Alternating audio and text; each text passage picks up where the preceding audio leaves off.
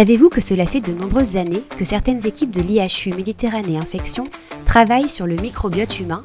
Mais qu'est-ce que le microbiote exactement? Le microbiote est un écosystème microbien habitant une niche donnée. Le microbiote humain est donc l'ensemble des micro-organismes colonisant le corps humain. On y retrouve des micro-organismes de tous les règnes de la vie, incluant des bactéries, des champignons, des archées, des virus, ainsi que des parasites. Il existe plusieurs types de microbiotes définis selon les niches qu'ils colonisent. On y retrouve le tractus intestinal, colonisé par le microbiote intestinal, la cavité orale, colonisée par le microbiote oral, la peau, colonisée par le microbiote cutané, l'appareil urogénital, colonisé par les microbiotes urinaire et génital, le tractus respiratoire, colonisé par le microbiote respiratoire, pour ne citer que les principaux.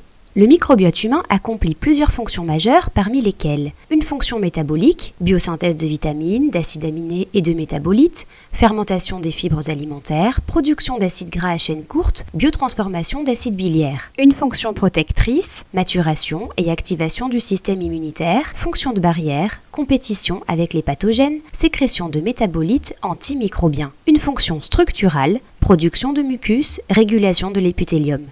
Chaque individu possède un microbiote spécifique, donc la composition est relativement stable en conditions homéostatiques. La composition du microbiote dépend de l'alimentation, de l'environnement ainsi que de facteurs génétiques. Les membres d'une même famille ont donc des microbiotes de composition similaire. Le microbiote intestinal est la plus grande niche microbienne humaine en termes de diversité et d'abondance. Les dysbioses intestinales, qui sont des déséquilibres du microbiote intestinal, peuvent être à l'origine de maladies métaboliques ou avoir des conséquences sur la réponse à certains traitements en oncologie. À l'IHU, nos travaux sur le microbiote intestinal portent sur plusieurs aspects. Tout d'abord, un aspect technologique qui représente nos approches d'études du microbiote intestinal. On utilise des approches de séquençage de nouvelle génération, des approches moléculaires, mais l'approche qui nous est spécifique est l'approche de culture omics, qui est une méthode de culture à haut débit. Dans cette méthode, on varie les conditions de culture d'un échantillon donné en changeant le milieu, la température, l'atmosphère, le pH ou d'autres conditions physico-chimiques, en enrichissant nos cultures avec du jus de rumen ou du sang pour mimer l'environnement d'où vient l'échantillon. Donc dans le cas d'un échantillon de sel, il s'agirait de mimer l'environnement intestinal, de manière à permettre aux bactéries ayant des propriétés physico-chimiques différentes présentes dans notre échantillon de pousser. Donc ce qu'on fait, c'est qu'on multiplie les conditions de culture et nous avons 18 conditions de culture standard qui se passent en milieu liquide, qu'on ensemence à intervalles réguliers sur milieu solide afin d'obtenir des colonies bactériennes qui seront ensuite identifiées. Et nous avons une autre, en dehors de la culture mixte standardisée, donc nous avons la culture rapide où nous avons 3 conditions de culture, mais qui récapitulent l'effet des 18 conditions de culture. Avec cela, il y a un grand nombre de colonies qui est généré, environ 12 000 colonies pour les 18 conditions versus 5 à 6 000 pour les 3 conditions de culture. Et ce grand nombre de conditions de culture s'appuie sur une méthode rapide, efficace et peu coûteuse pour identifier ces bactéries. Il s'agit du MALDI-TOF. Le MALDI-TOF permet d'identifier, en s'appuyant sur le profil protéique des bactéries, d'identifier les bactéries en peu de temps et de manière peu coûteuse. Donc cette méthode d'identification à haut débit nous permet de soutenir le débit important de colonies générées par les différentes conditions de culture que nous appliquons à un échantillon donné.